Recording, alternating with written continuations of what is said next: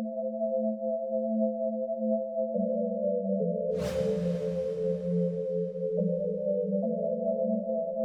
afternoon, Bahamas, and welcome to our Special Olympics Bahamas program, Special People.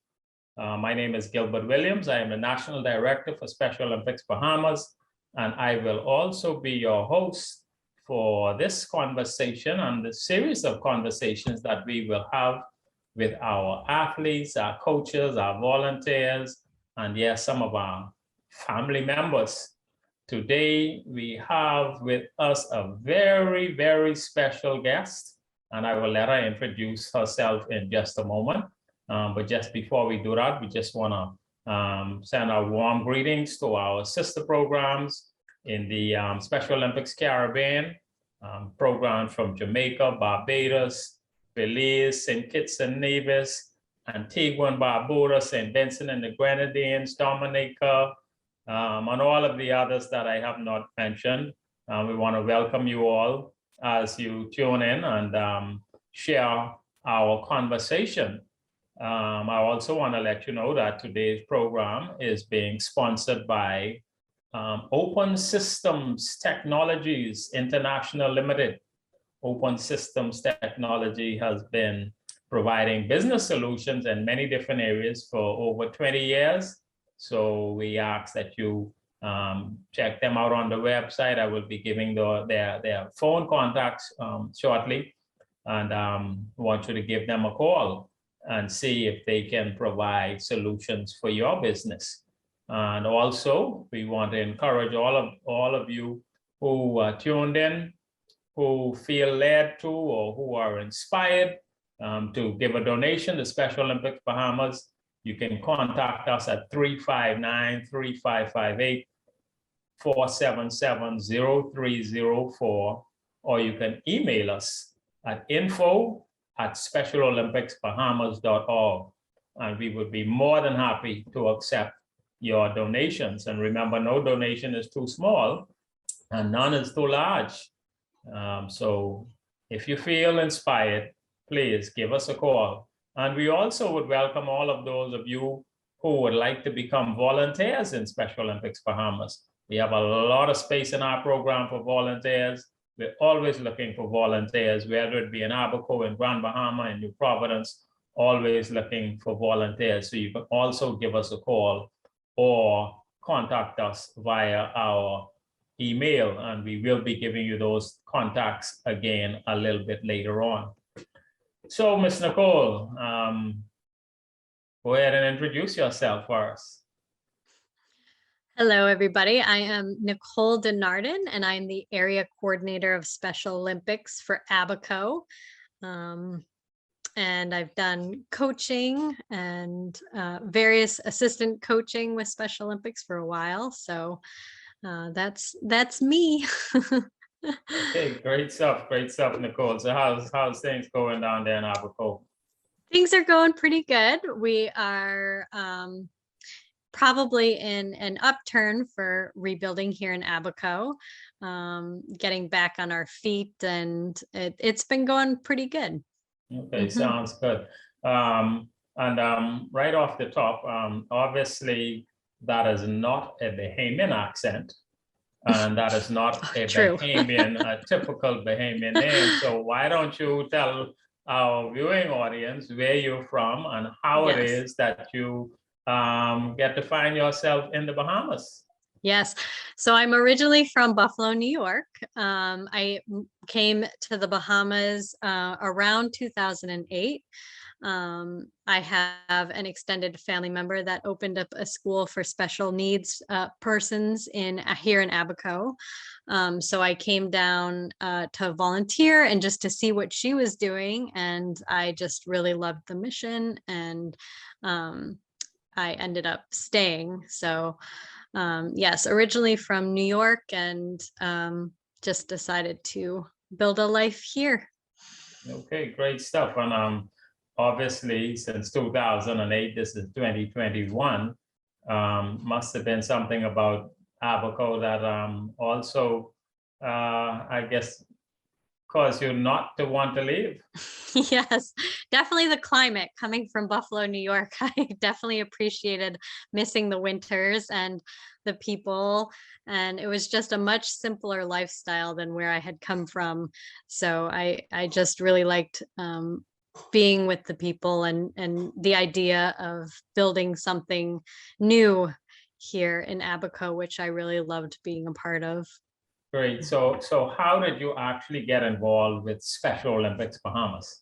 So my first year here, actually in 2008, was one of the years that Special Olympics actually reached out to Abaco and the school to see if we would be involved in getting some of our students registered as athletes. So the first year I was here, we actually was the first year we participated in Special Olympics. So that's kind of where it all started, and nobody was really heading the program. So I kind of just got looped in and went with it and never stopped. Fit right in. And Yes. you've been with the program now for quite a while. Yep. And so you've seen, I mean, everything from start right to current situation. So let's Yes. talk a little bit about that. I can recall many years back, well, not that far back, but not too long ago, when Abaco had a very thriving program. In fact, I recall particularly as we held our track and field national event in New Providence, Abaco would sometimes bring a delegation of 30 plus members to participate in the track and field nationals. So tell us about what I'm going to call the glory days of Abaco being a part of the Special Olympics program here in the Bahamas. Yeah, it became a strong backbone for even like physical education knowledge and healthy living within our community. Special Olympics played a big role in getting people involved in that regards. And even though we built from a small delegation, over time it really built up to including more sports, and track and field being our main focus. But I think the more people, the more athletes that saw what was possible, the more wanted involvement. In fact, kind of in the beginning, parents were very skeptical of allowing their children to be part of Special Olympics because they actually believed that their child would not be able to do it. They would come to me and they would say, no, my child is too heavy, my child is this, like, why would you put them into that? When in actuality, as time progressed, they really saw that all of these athletes were capable of doing much more than what they had anticipated. So it was a huge mind shift for parents here in Abaco. And that's exactly what Special Olympics is all about, providing this training and competition opportunities for athletes, persons with intellectual disabilities, both children and adults. And you in particular would have seen a lot of students/athletes overcome certain challenges, and I'm surprised in many cases, even parents, in what they were able to do. Tell us a little bit about some of the challenges you've seen. And I know you've given stories, some great stories over time, but some of the challenges that you've seen athletes from Abaco in particular overcome. I think resources is one thing. Just not having the resources and being able to like give them some more resources in terms of availability to just shoes in general. So things like that. We've had students that struggled with walking, that have been practicing really hard just to be able to compete in something like a fast walk or something like that. And they've actually been able to like overcome their own physical limitations, or what they thought were their physical limitations. There's quite a few. It's hard to decide where to start, but those are some of the major ones. Right. And I guess having been a part of the program for so long, you certainly would have seen so many athletes come into the program and really demonstrate courage and certainly experience joy which are all keywords that are part of our mission at Special Olympics Bahamas. You I also actually, attended, sorry, sorry. go ahead. I was going to say, like reflecting back on it, I think one of the biggest factors that Special Olympics has actually opened up for our athletes is the fact that being within Abaco and having the out islands and the family island setup, it's kind of opened doors for getting out and being able to socialize with people that are like-minded. Because isolation is a big thing here. Many students, they come to school, but then they are stuck at home. Isolation is a big thing. So seeing the differences for their socialization skills, their, public speaking skills, those types of things, it is like outstanding. And just small, what I call small steps, small achievements, just being able to attend, travel to New Providence to attend the track nationals for some of these athletes certainly was made a big significance in their lives.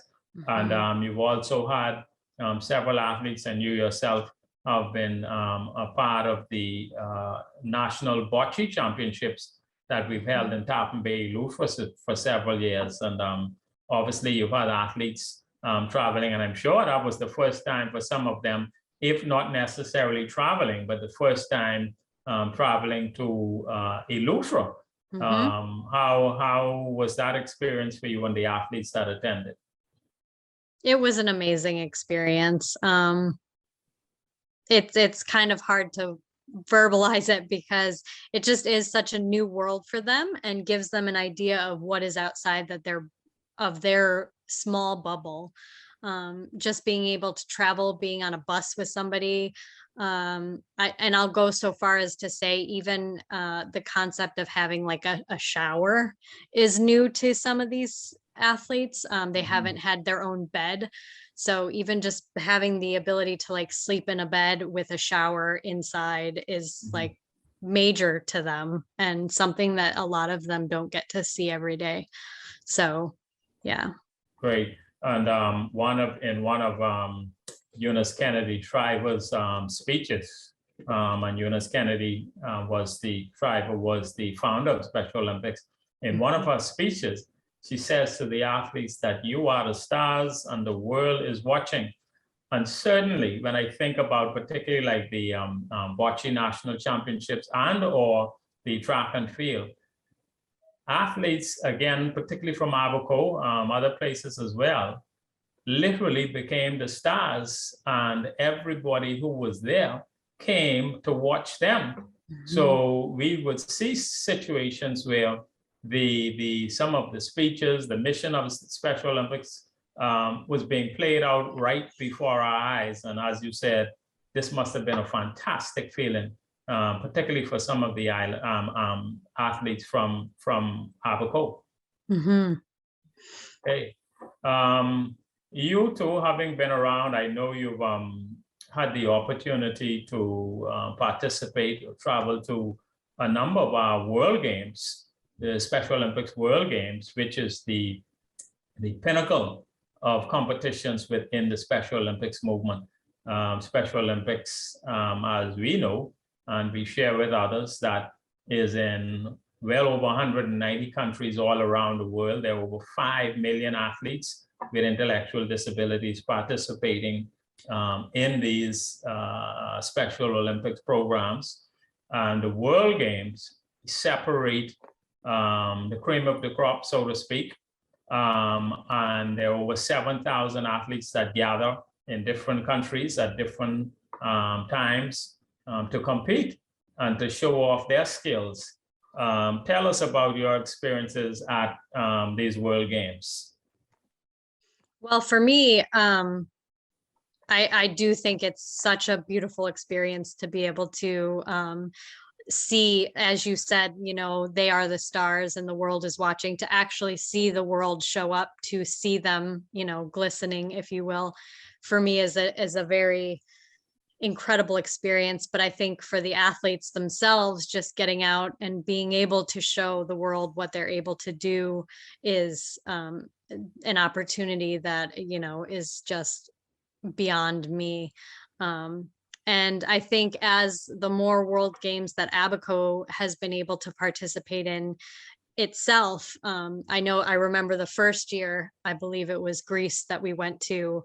Upon arriving home, nobody knew what was going on. Nobody was aware. The athletes almost just participated in secret, to be representing your country on a global scale and then come home and not know about it for us was strange. But each world game that we've been able to participate, the community has been slightly more involved and slightly more involved. So I think it's actually setting in that, these athletes that you did not have faith in, that you did not, that you just overlooked in every capacity, is now representing the Bahamas on a global level. And they're actually, coming around and supporting and seeing what it actually means to be part of this competition.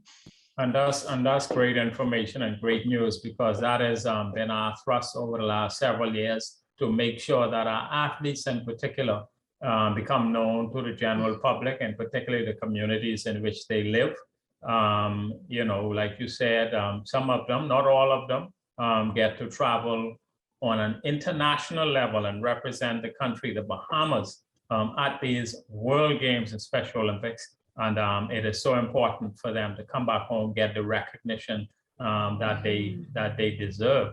But one of the things that stood out in my mind, still stands out, is, and I think you and I attended our first World Games at the same time in Athens, in Greece. And one of the big things that really, really stood out to me was the amount of crowd or fan support at these venues. Typically we had become used to, whether it be our local competitions or even on our national competitions, we come out, the athletes are there, some family members are there, our volunteers are there, and we look around and you got a few people around cheering. And while that fan support has grown over the last several years, there was nothing like getting into a stadium to compete in Greece, for example.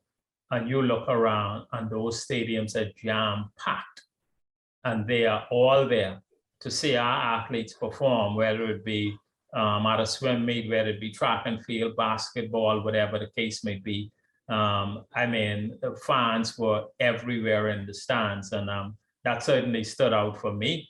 And I'm sure it was a great, great feeling for our athletes to look around when they're become so used to performing pretty much in an empty stadium.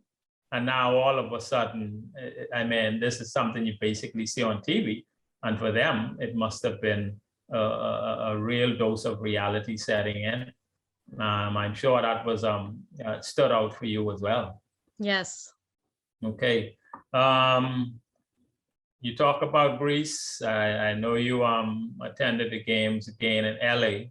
And all the World Games are special as far as I'm concerned.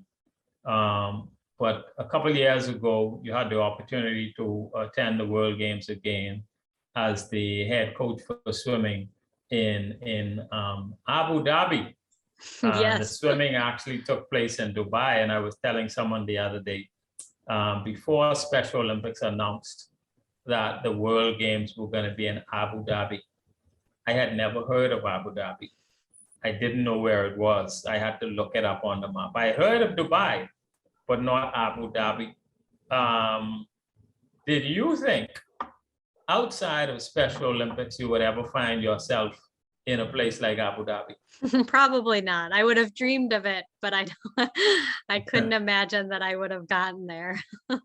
Okay, so just like our athletes, Special Olympics has provided opportunities for you to travel and see places that you probably would not have seen if you were not a part of the movement. Right. Okay, all right.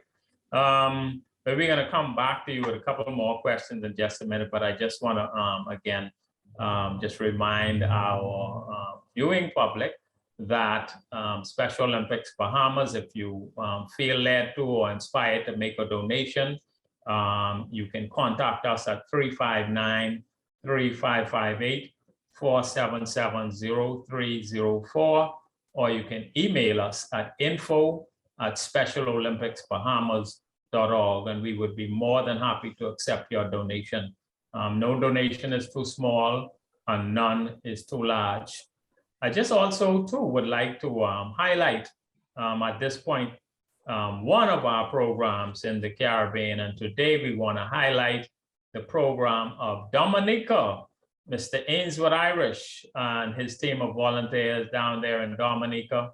I just want to say to the viewing public, if you're watching from Dominica, I'm sure everybody down there knows who Ainsworth Irish is. Give him a call. Look to see where the local office is. Check them out. I'm sure they would be willing to accept you as volunteers for the program. And if you don't have the time to volunteer, but you have some resources, they would certainly be more than happy to accept your donations as well. So coming back here to Nicole, as Nicole said, she's from Abaco. She's in Abaco, originally from Buffalo, New York, our area coordinator, and so many other things down there in Abaco for us. So we're certainly grateful for the work that you have done in Abaco. As we said earlier, Abaco basically was a really thriving program in the Special Olympics Bahamas family. And 2 years ago, September 1st, this monster called Dorian came knocking on the doors. And essentially, it devastated our program in Abaco. Tell us a little bit about the difference of now, what's happening in the program now, the thriving days of the program in Abaco, and where you see the program going, and how long it would be estimate before we really can get our program fully up and running in Abaco.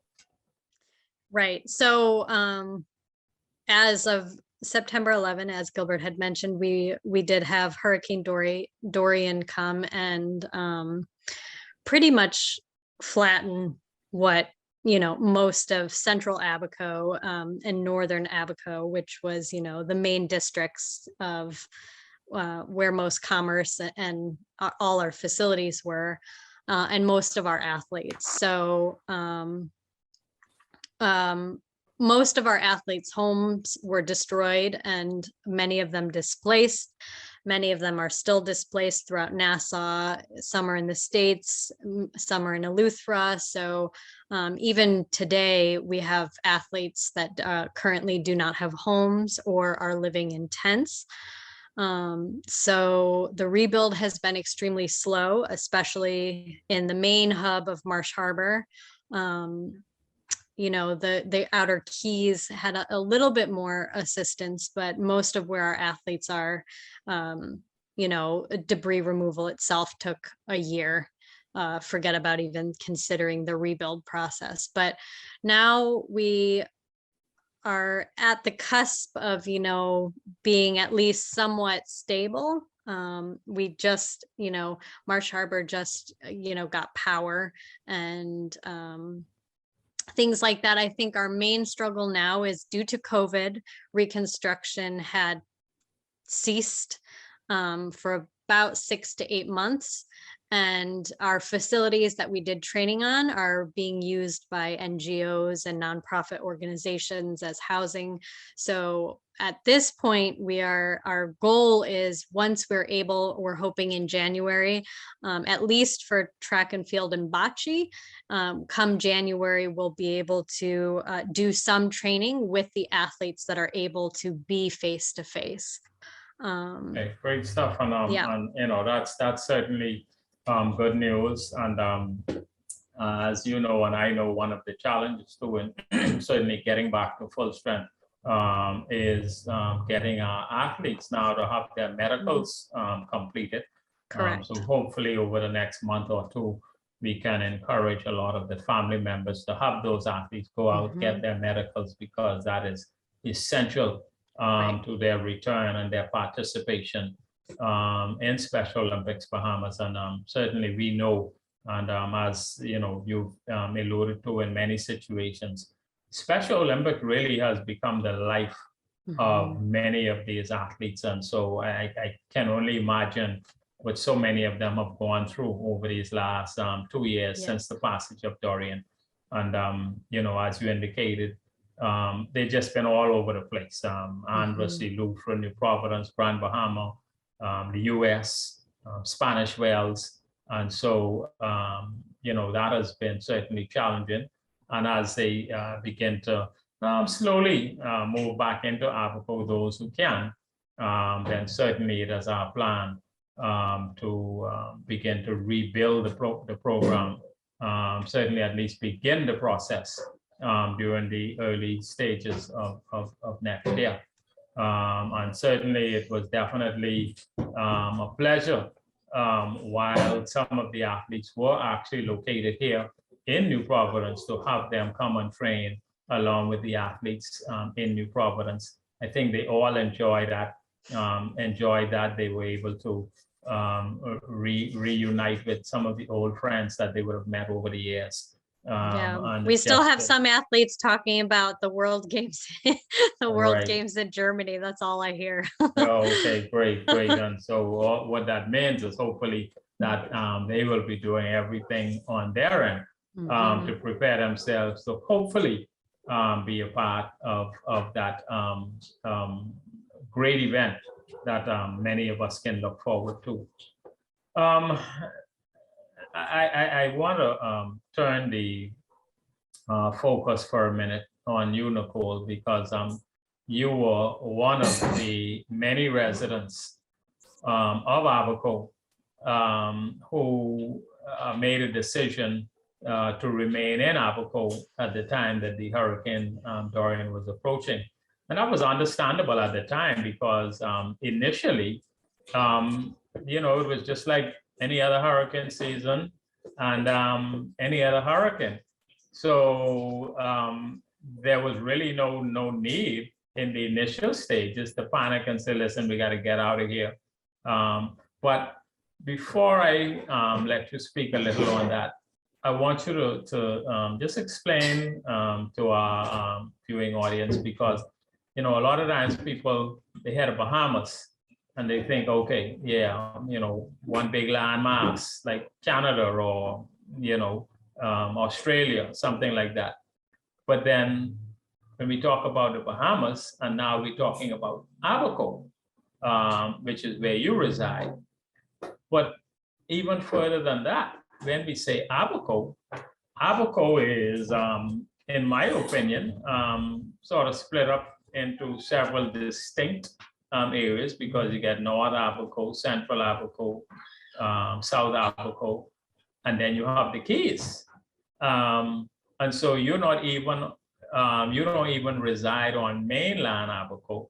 You actually reside on one of the Keys. So I said that because I want to put your upcoming response into perspective.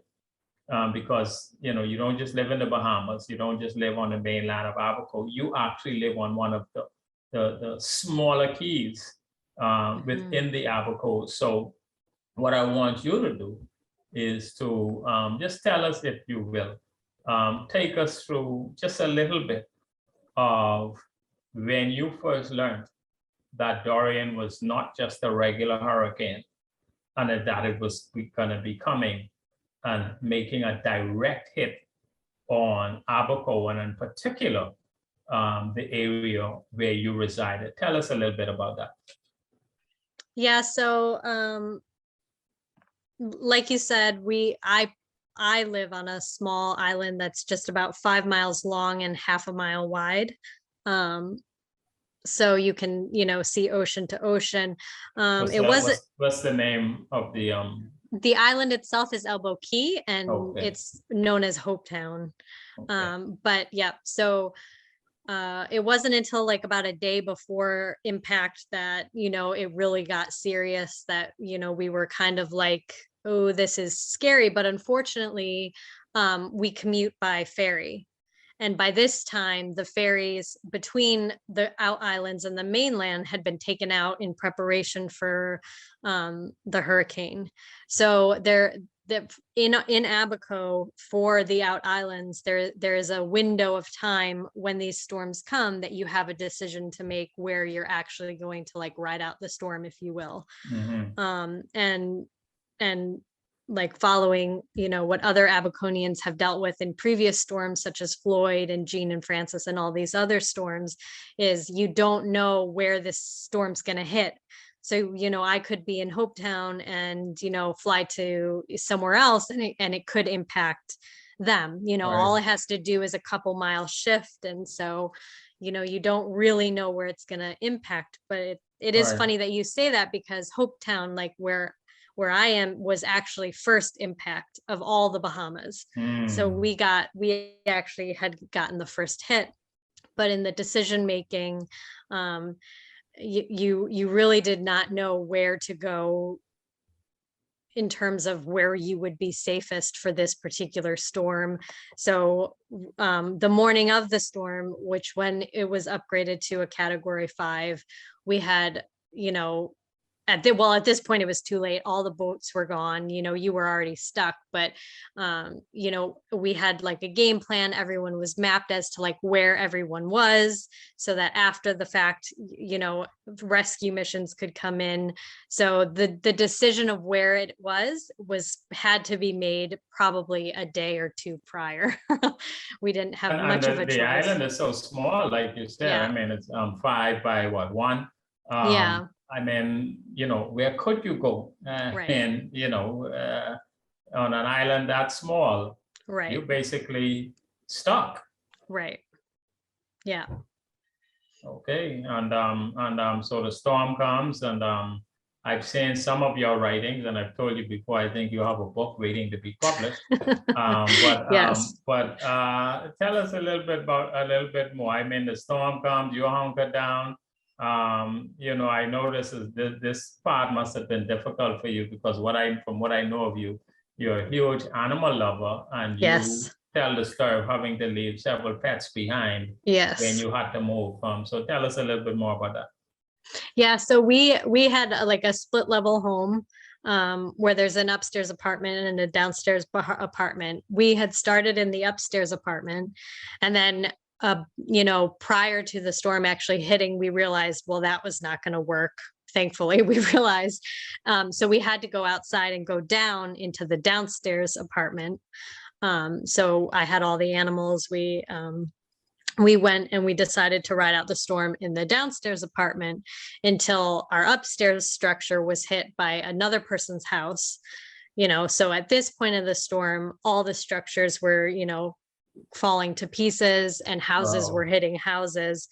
So at that point we realized, well, we couldn't stay here. And that was when, when I was writing about it, that was when the decision was made. We knew a neighbor had a concrete structure. So before the eye came, we had to leave our house and go to the next neighbor's house and hope that there was some way to get in. So this was all happening, I mean, right when the storm was beating down on you. Correct. Yes. Wow. Yeah. So my husband actually tethered me to him with the dog leash, and we dragged each other to someone else's house. Okay. Yeah.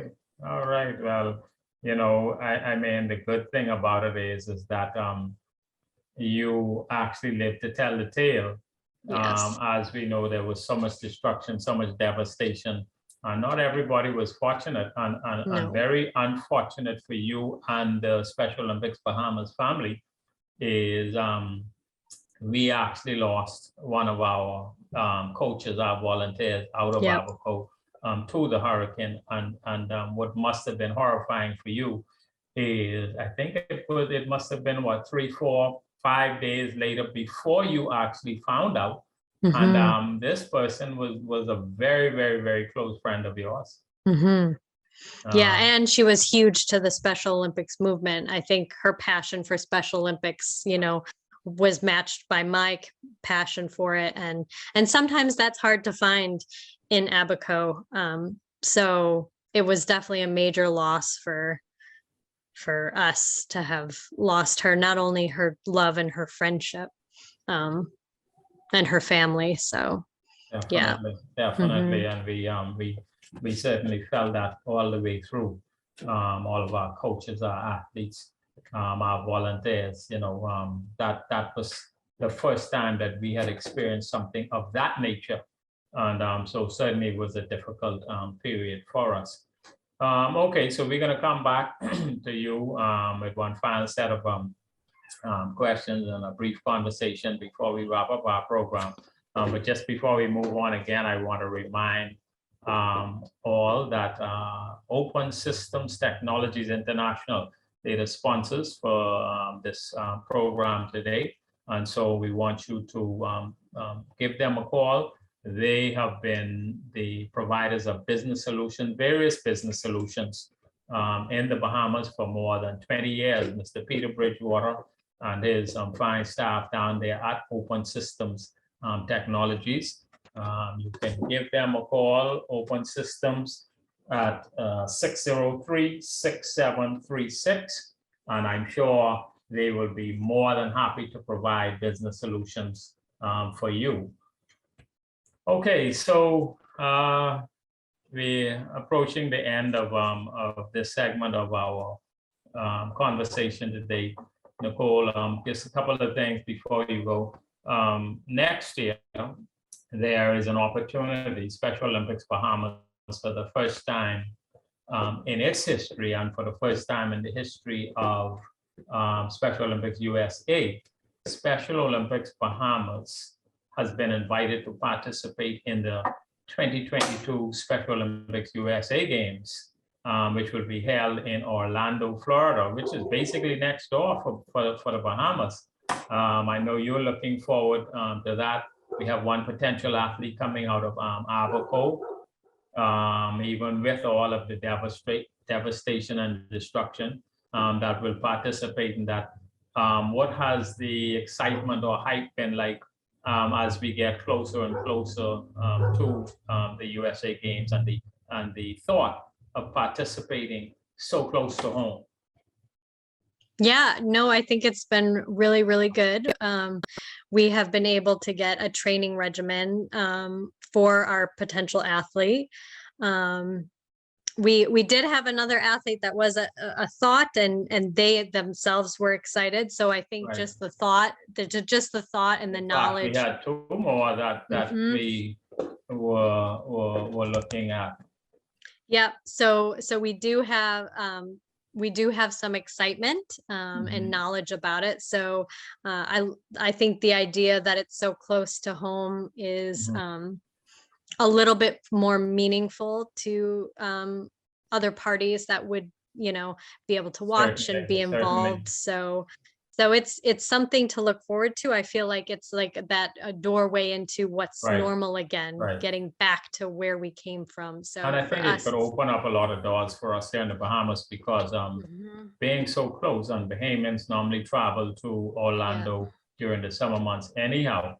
Our hope is that many Bahamians would Could actually make that trip to the Special Olympics USA Games next year, June, and where for the first time, perhaps, our athletes would be able to not just compete on international soil, but have look around and see many Bahamian flags and many Bahamians in the stands cheering them on. So I'm pretty anxious to see just how that is going to play out. And I believe, as usual, while our team may be relatively small, Special Olympics Bahamas, we always represent. We do. I think our coaches do a fantastic job of preparing the athletes. And so we're looking forward to nothing different. We're looking forward to a fantastic time. Looking forward to a great competition, and certainly looking forward to our athletes and our entire delegation enjoying the success that we normally have enjoyed coming away from international competitions. And certainly the athlete that we're looking at, I know she has been fairly excited. She is missed the last opportunity to attend the last World Games due to emergency surgery. and now she's back pretty much I want to say in better condition that she was before. And Very so much so. Abaco has always, I think your athletes have always done well at international competitions. Mhm. And I'm sure you're really excited about the prospects of what could happen, not just for the athlete, not just for Special Olympics Bahamas, but for Abaco as well, Yes, attending and then coming back from these games. very much so. Okay, great. Great. Okay. Well, Nicole, is there, I mean, you've again been in the program for a while. You've been a part of the special needs school system. And I'm sure you must have seen a lot and experienced a lot and understand and know firsthand the importance of family support for the Mhm. athletes, for your students. Is there anything that you would like to share, particularly with family members that have persons that are part of their family with intellectual disabilities? What would you like to share with them to encourage them not to give up and to highlight their athletes as opposed to hiding them away somewhere?